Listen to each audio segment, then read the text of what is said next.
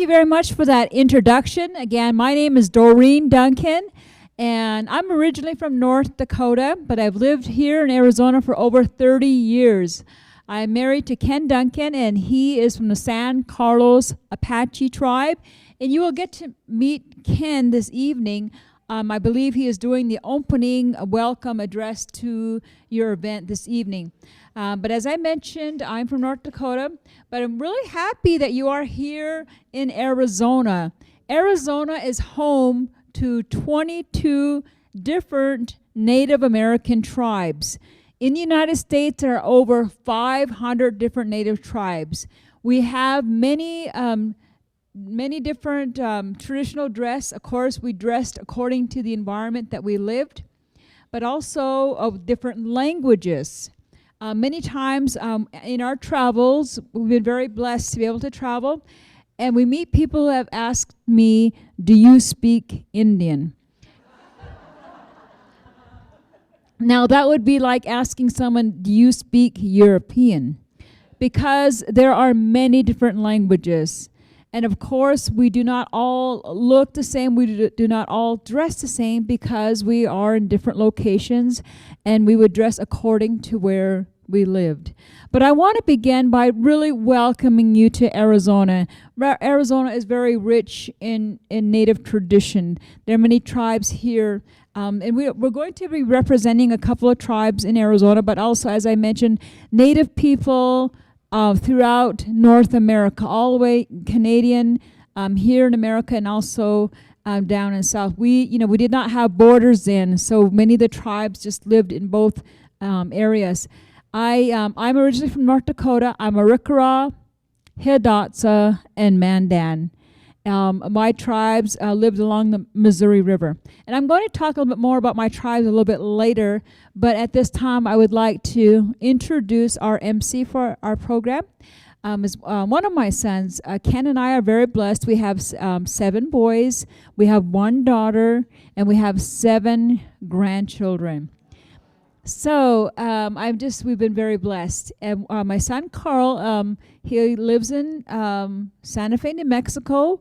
I'm going to go ahead and let him tell you a little bit more about he'll tell you more about himself, but he's going to provide be the MC this afternoon. So again, welcome.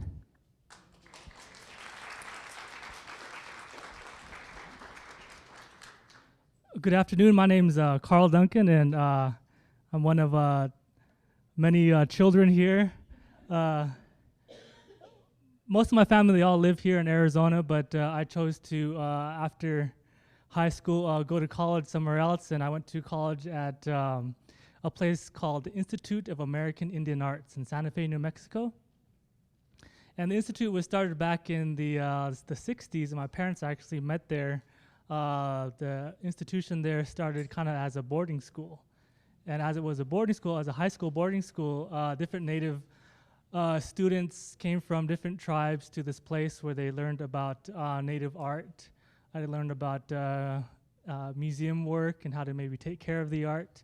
So there's a lot of painters, a lot of museum professionals, sculpture people, also people who work in cultural preservation that kind of went through that institution. And so my mother went there, and my father also went there.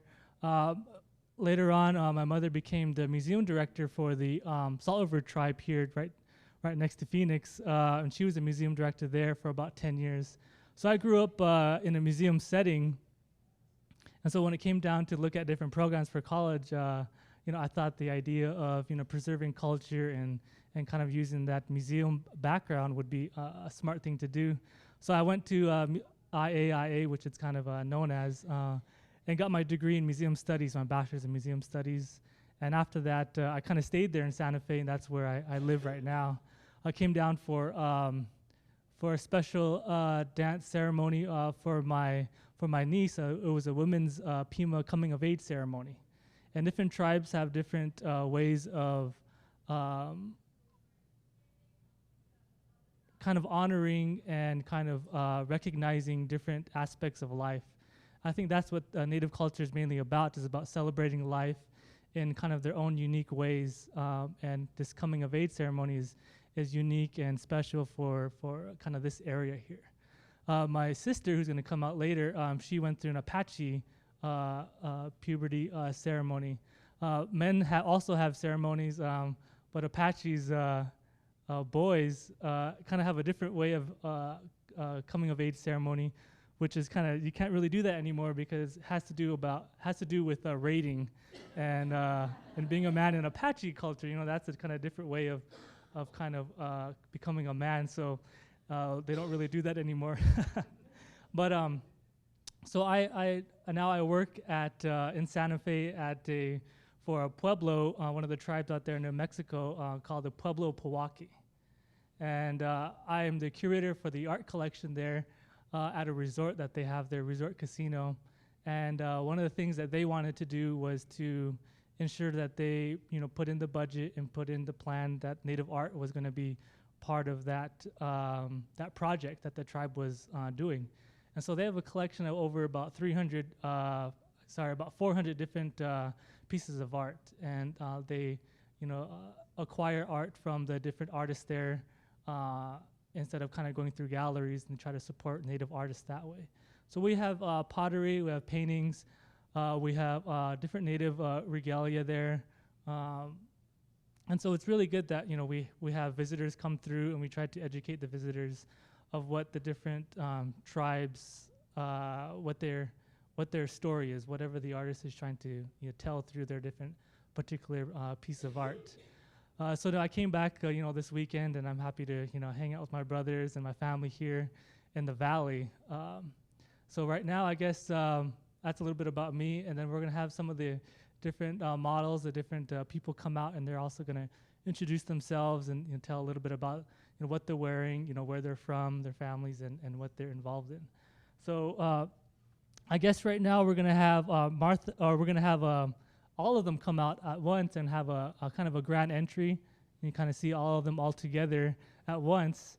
And so they're gonna come in at this grand entry and have a song, and they're gonna feature all of their different wares.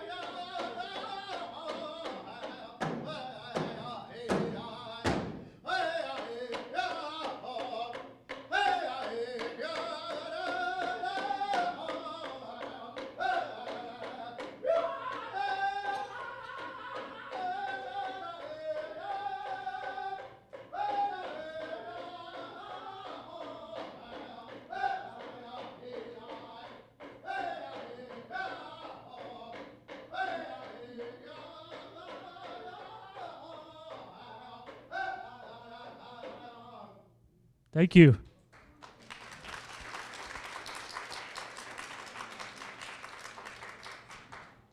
So as you saw very quickly, there's many different tribes. They wear different materials, different designs, different colors, and all of them are unique to that specific tribe.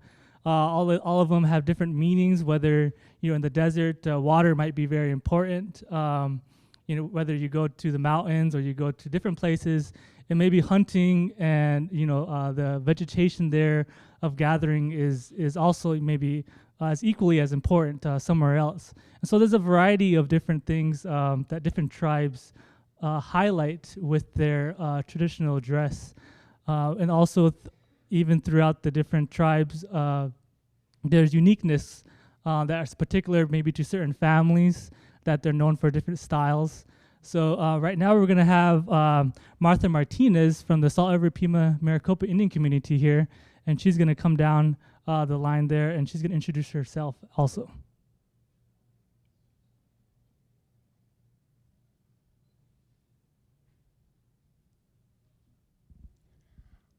Kamadushik, Niumi Wahot, Nya Marta Yimuliek, Nya Laddo Martinez family command.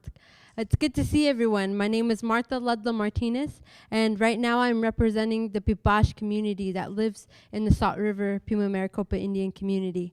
Now, the Pipash are related to a lot of the Pi tribes, so Havasupai, Wallapai, all those Pi tribes that are near this area, they're all related. But you can also see that a lot of the attire that I wear, the clothing, the traditions, are also related to many of those who live in California.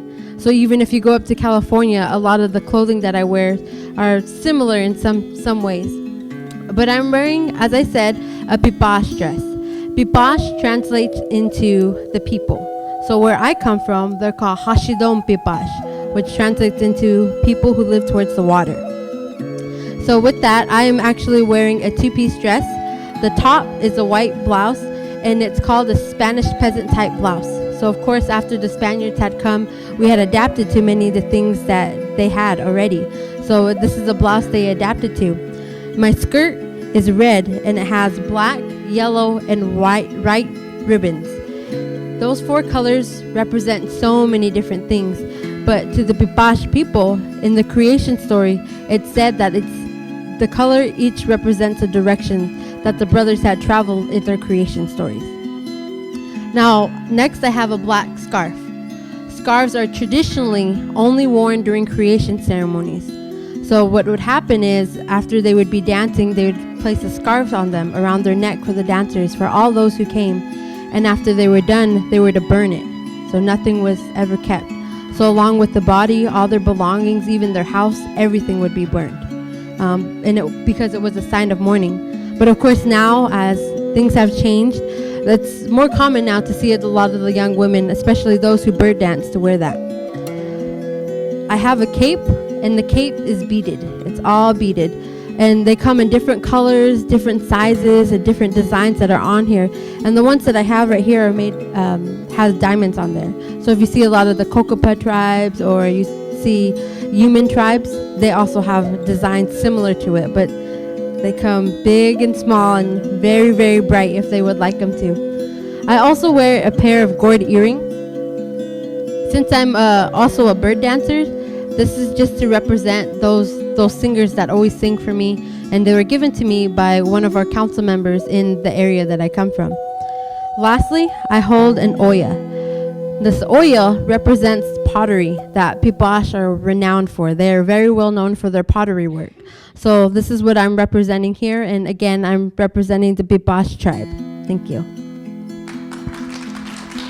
Thank you.